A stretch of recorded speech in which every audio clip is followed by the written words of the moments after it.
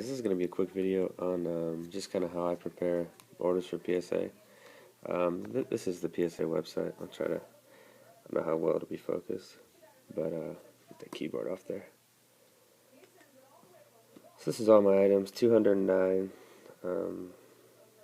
550, so over $1,000, but I got high expectations for this order. But the point of this video is not to talk about my PSA order, it's to show you guys how I do it. I'm sure people do it pretty similarly to how I do it, but let's move the submission. So that's just how you do. And for the 550 deal, guys, you have to use the online submission. I think you can't just write them out on the sheets, but it's actually a lot easier to do them like this. So let me move this computer. This is the Surface. So I think one of the things that I do fairly well with my orders is package them safely, so they arrive at their destination in the same shape that they were sent off as. And I usually ship with USPS flat rate boxes. It's a pretty good deal. Like for this order, I'm going to be able to do 200 cards in a large flat rate. It'll probably be $15 or so. So let me just show you guys how I have them packed in here. Then I'll show you guys how I do it. I like to use about 20 or 25. I'm taping on my iPad, so it might be shaky. But those are 6 different packs of cards. This is what they look like.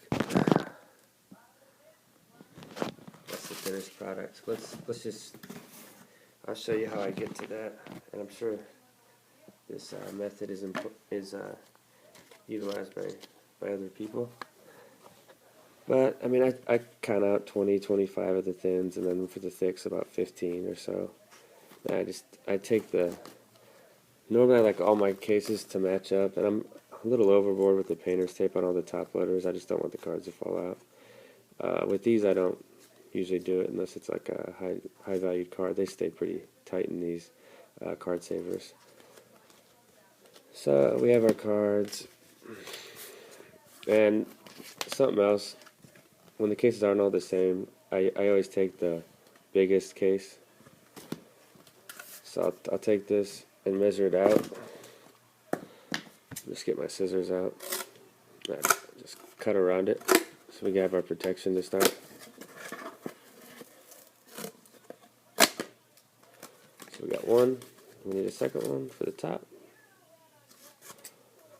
This is a Bortles, kind of cool one. I pull championship ticket, no, playoff ticket. Sorry guys, trying to go as fast as I can. So I think, and I always keep my cards in order from the way they appear on the sheet. I don't know, I just do it as a courtesy to PSA. So, whoops, cards all in. Cardboard's looking great on there. Everything's lined up. Now, when these ship, it's kind of tough to do this the way I'm sitting behind the camera. But I'll do the best I can. I always use painter's tape. I don't know, I'm going to kick with it. So hold them like this, hold the top tight like that. This is how I package orders too when I ship lots. And then go like that. Then whoops, this tape's kind of sensitive.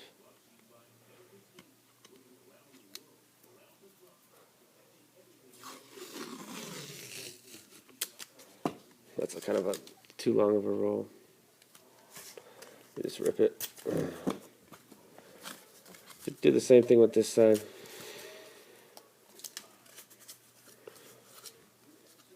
So now, I mean, those things are jam-packed in there, and then just do one on the top for good measure. Can't rip too quick with this tape.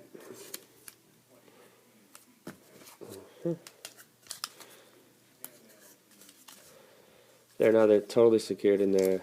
PSA is going to get them. They're not going to have to deal with that type of tape, the packing tape that sticks to the cards and stuff. This tape secures it and it comes right off, so saves them some time too. I'm sure they appreciate that. Now this is the last step. This is a little overboard, but this is what I do. I also number these. I'll put a 7 in this. Is the 7th one. just the way they appear on the sheet. This is how I've always done it. I've been grading for 5 years now. And it's just, almost just like, I just go through the motions with it. I mean, I've done it so many times. This is probably a little overboard for some people, but if I'm going to pay money to have them graded, I might as well protect them. It's really not that much extra work. See this, I'm almost short a little bubble miller. I like everything completely covered, but it's probably just enough to show an example of it. So just kind of fold it, peel. Yeah, we're a little short here. Yeah, when I'm doing these edges, I like everything covered up. Close enough though. So you kind of get the picture. So that's a finished one. Then I'll throw that in the box. Take this, throw it in to that slot. So then we have 7, and then one last step I do, which is kind of weird probably.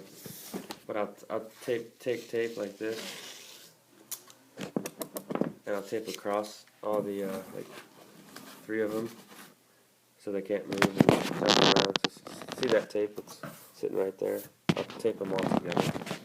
And then lastly, oops, sorry, I'll do packing peanuts. Let's move that box.